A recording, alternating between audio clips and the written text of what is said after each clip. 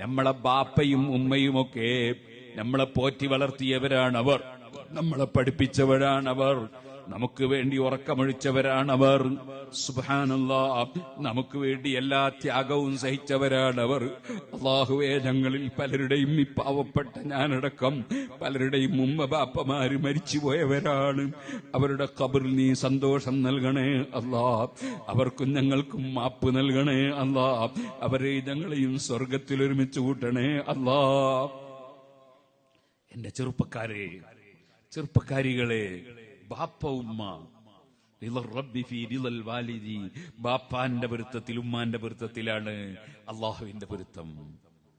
ഞാനിന്ന് വരുന്ന വരവില് വഴിക്ക് നമ്മുടെ സിറാജുൽ ഹുദയുടെ കീഴിലുള്ള 4 വനിതാ കോളേജുകളുണ്ട്. അതിലൊരു വനിതാ കോളേജിലെ കുട്ടികൾക്ക് ഒരു അരമണിക്കൂർ ക്ലാസ് എടുത്തു.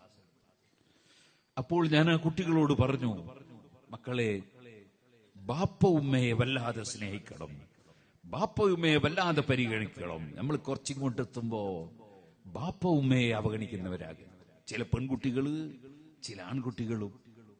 അവർ 10-25 കൊല്ലം പോറ്റി വളർത്തിയ ഉമ്മയും ബാപ്പയും അവരെ മനസ്സിനെ ദുഃഖിപ്പിച്ച്, മനസ്സിനെ വേദനിപ്പിച്ച് ഏതെങ്കിലും ചെറുപ്പക്കാരന്റെ പിന്നാലെ ഇറങ്ങി നടക്കുന്ന ചെറുപ്പക്കാരികൾ, ഏതെങ്കിലും ചെറുപ്പക്കാരിയുടെ പിന്നാലെ പോയി ഈ കുടുംബത്തിന്റെ മഹിമയോ കുടുംബത്തിന്റെ സ്നേഹമോ ബാപ്പ ഉമ്മയുടെ ആഗ്രഹമോ ഒന്നും പരിഗണിക്കാതെ ഈ പ്രണയവുമായി നടക്കുന്ന വിവരമില്ലാത്ത കുട്ടികൾ.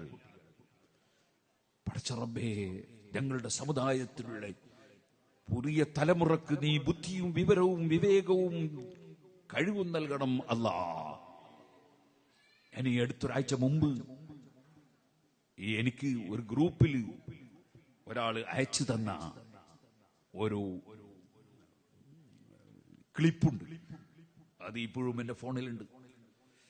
ഞാൻ ആ കുട്ടികൾക്ക് കേൾപ്പിച്ചു കൊടുത്തു, കാണിച്ചു കൊടുത്തു. എന്താണ്? ഒരു ചെറുപ്പക്കാരന്റെ പിന്നാലെ ഒരു ചെറുപ്പക്കാരി ബാപ്പനെയും ഉമ്മനൊക്കെ വിട്ടു പോയതാ.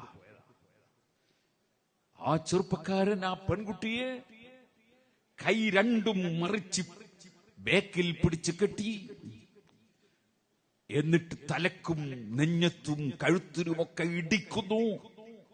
ഈ പെൺകുട്ടി അല്ലാ അല്ലാ എന്നിങ്ങനെ നിലവിളിക്കുന്നു. പിന്നീട് 2 കാലും വരിഞ്ഞു കെട്ടുന്നു. എന്നിട്ട് വീണ്ടും കുത്തുന്നു, ഇടിക്കുന്നു.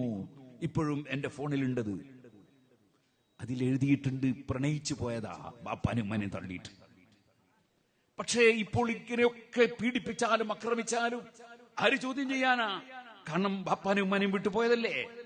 അമ്മാമനെയും എളാപ്പാനെയും മൂത്താപ്പാനെയും കുടുംബക്കാരെയും നാട്ടുകാരെയും നാട്ടിലെ കമ്മിറ്റിക്കാരെയും എല്ലാരെയും വിട്ടു പോയതല്ലേ. ഏതോ ഒരുത്തൻ തൽക്കാലം ഒരു ഫോണിൽ വിളിച്ചപ്പോ, അല്ലെങ്കിൽ മധുരവാക്ക് പറഞ്ഞപ്പോ, അല്ലെങ്കിൽ 2 മിഠായി വാങ്ങിച്ചു കൊടുത്തപ്പോ, അല്ലെ ഒരു ഫോൺ കൊടുത്തപ്പോ ഇറങ്ങിപ്പോയതല്ലേ.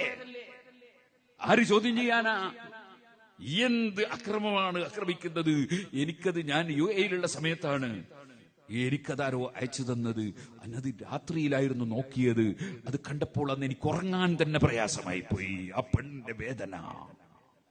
എന്റെ ചെറുപ്പക്കാരെ പെട്ടുപോകരുത്. നമ്മളെ ബാപ്പ ഉമ്മയുടെ പൊരുത്തമില്ലെങ്കിൽ അള്ളാഹുവിന്റെ പൊരുത്തമുണ്ടോ നമുക്ക്? അവരെ പൊരുത്തത്തിലാണ് അള്ളാഹുവിന്റെ പൊരുത്തം, അള്ളാഹുവിന്റെ സഹായം. അതെപ്പോഴും നമുക്ക് ആ ബോധം വേണം. ഒരിക്കലും ബാപ്പ ഉമ്മയെ അവഗണിക്കരുത്. ഇരിക്കട്ടെ, ഞാൻ പറഞ്ഞു വന്ന വിഷയം, ആ ബാപ്പയും ഉമ്മയും മരിച്ചുപോയാൽ അവർക്ക് വേണ്ടി പ്രാർത്ഥിക്കണം. ജീവിച്ചിരിക്കുന്ന കാലത്തും പ്രാർത്ഥിക്കണം. ഖുർആൻ തന്നെ പഠിപ്പിച്ചൊരു സംഗതിയാണ്.